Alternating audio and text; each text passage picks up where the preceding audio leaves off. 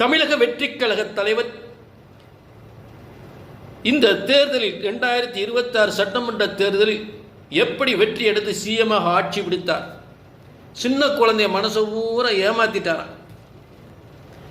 சின்ன குழந்தைய மனசை கவர்ச்சியாக பேசி ஏமாற்றி ஓட்டு வாங்கி தமிழ்நாட்டு பேரை ஏமாற்றிக்கிட்டு இருக்காராம். இப்படி ஒரு வழக்கு நடந்துக்கிட்டு இருக்கு. சின்ன குழந்தைகளை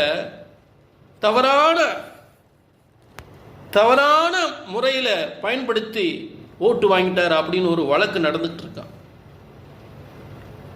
ஆக இந்த வழக்கை சந்திக்கின்ற நீதிபதி அவர்களுக்கு ஒரு வேண்டுகோள்.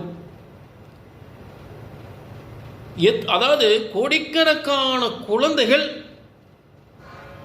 அவரை அவ்வளவு ஒரு ஆர்வமாக, அதாவது அந்த காலத்தில் சூப்பர் ஸ்டார் ரஜினிகாந்த், இன்னைக்கும் சரி அந்த காலத்திலும் சரி இப்பயும் சரி, சூப்பர் ஸ்டார் ரஜினிகாந்த் ஒரு பாட்டே இருக்கு. சூப்பர் ஸ்டாரு யாருன்னு கேட்டா சின்ன குழந்தையும் சொல்லும். அவருக்கு அந்த மாதிரி குழந்தைகள் பூரா அவ்வளவு ஆர்வமா இருக்கும். இன்றைக்கு விஜய், தமிழக முதல்வர் விஜய குழந்தைகள் பூரா அவ்வளவு பாசமா அவ்வளவு ஆர்வமா இருக்காங்க. ஒவ்வொரு குழந்தைகளும் அதே நேரம் எல்லா குழந்தைகள் மேலும் அவ்வளவு ஆர்வமாக விஜய் இருக்கிறார். குழந்தைகள் மேல அவ்வளவு பாசம். இது எந்த விதத்தில் தவறு? குழந்தைகள் அவர் மேல பாசம் வைக்கிறது தவறா, இல்ல குழந்தைகள் மேல அவர் பாசம் வைக்கிறது தவறா, இல்ல குழந்தைகளை காப்பாற்றுறதுக்கும் பெண்களை காப்பாற்றுறதுக்கும் சரியான முதல்வராக இருக்கிறது என்ன தவறு? இதுல தப்பா? நாட்டுக்கு நல்ல முதல்வராக இருக்கிறது தவறா?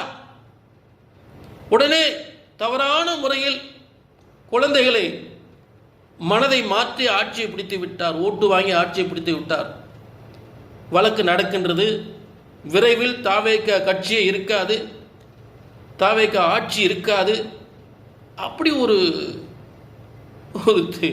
அப்படிலாம் உலகத்தில் நடந்துச்சுன்னா உலகமே அப்படியே மிகப்பெரிய யுத்தம் நடக்கும். அந்த மாதிரி, அதாவது குழந்தையும் தெய்வமும் ஒன்று. குழந்தைகள் எல்லாம் ஒரு மனதில் இடம் பிடிக்கக்கூடிய ஒரு விஷயம் தெய்வத்தால் கொடுக்கப்படுகின்ற ஒரு விஷயம், தெய்வத்தால் அருள்பாலிக்கின்ற ஒரு விஷயம். அதான் குழந்தையும் தெய்வம் ஒன்று. ஆகவே நீதிபதி அவர்களே, குழந்தைகள் தெய்வம் போல் முடிவெடுத்து தமிழகத்துக்கு நல்ல முதல்வரை